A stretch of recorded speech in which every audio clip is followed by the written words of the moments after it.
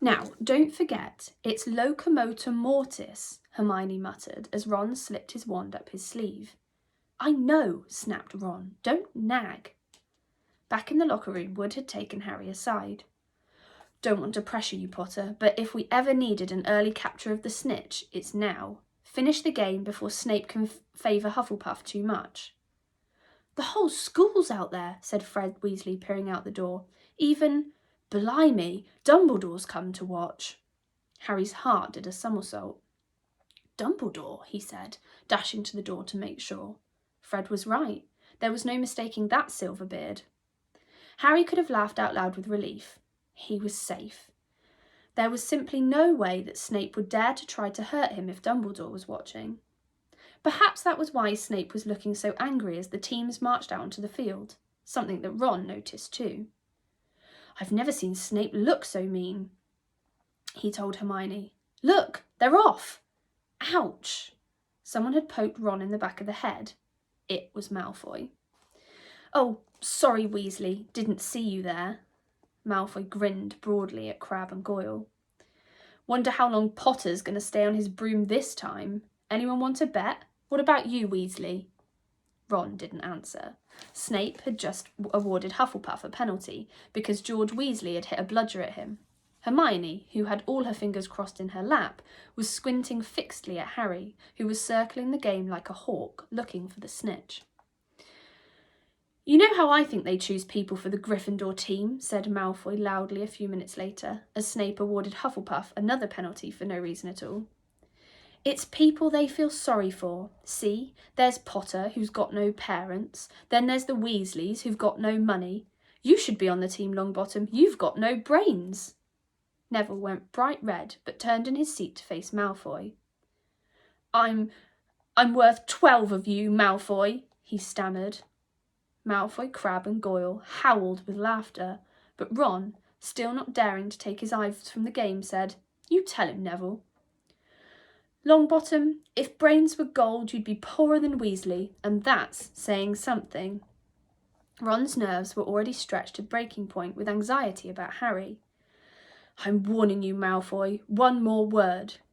Ron, said Hermione suddenly. Harry! What? Where?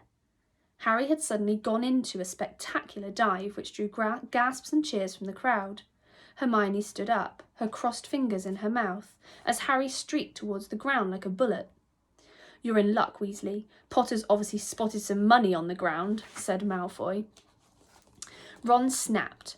Before Malfoy knew what was happening, Ron was on top of him, wrestling him to the ground. Neville hesitated, then clambered over the back of his seat to help.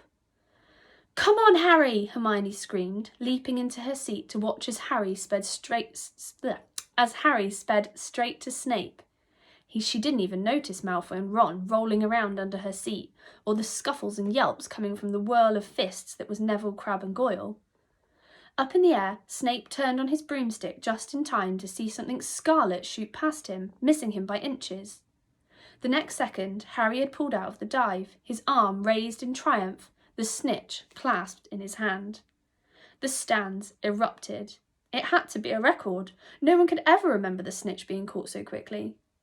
Ron, where are you? The game's over. Harry's won. We've won. Gryffindor's in the lead, shrieked Hermione, dancing up and down on her seat and hugging Parvati Patil in the row in front. Harry jumped off his broom, a foot from the ground. He couldn't believe it. He'd done it. The game was over. It had barely lasted 5 minutes. As Gryffindors came spilling onto the field, he saw Snape land nearby, white-faced and tight-lipped. Then Harry felt a hand on his shoulder and looked up into Dumbledore's smiling face. Well done, said Dumbledore quietly so that only Harry could hear. Nice to see you haven't been brooding about that mirror. Been keeping busy? Excellent. Snape spat bitterly on the ground. Harry left the locker room alone some time later to take his Nimbus 2000 back to the broom shed. He couldn't ever remember feeling happier. He'd really done something to be proud of now. No one could say he was just a famous name anymore. The evening air had never smelled so sweet. He walked over the damp grass, reliving the last hour in his head, which was a happy blur. Gryffindors running to lift him onto their shoulders, Ron and Hermione in the distance jumping up and down, Ron cheering through a heavy nosebleed. Harry had reached the shed. He leaned against the wooden door and looked up at Hogwarts with its windows glowing red in the setting sun. Gryffindor in the lead. He'd done it. He'd shown Snape. And speaking of Snape, a hooded figure came swiftly down the front steps of the castle, clearly not wanting to be seen. It walked as fast as possible towards the Forbidden Forest. Harry's victory faded from his mind as he watched. He recognised the figure's prowling walk. Snape, sneaking into the forest while everyone else was at dinner. What was going on? Harry jumped back on his Nimbus 2000 and took off. Gliding silently over the castle, he saw Snape enter the forest at a run. He followed. The trees were so thick he couldn't see where Snape had gone. He flew in circles, lower and lower, brushing the top branches of the trees until he heard voices. He glided towards them and landed noiselessly in the towering beech tree. He climbed carefully along one of the branches, holding tight to his broomstick, trying to see through the leaves. Below, in a shadowy clearing, stood Snape, but he wasn't alone. Quirrell was there too. Harry couldn't make out the look on his face, but he was stuttering worse than ever. Harry strained to catch what they were saying. Don't know what you wanted to meet me here, of all places, Severus. Oh, I thought we'd keep this private, said Snape, his voice icy. Students aren't supposed to know about the Philosopher's Stone after all. Harry leaned forward.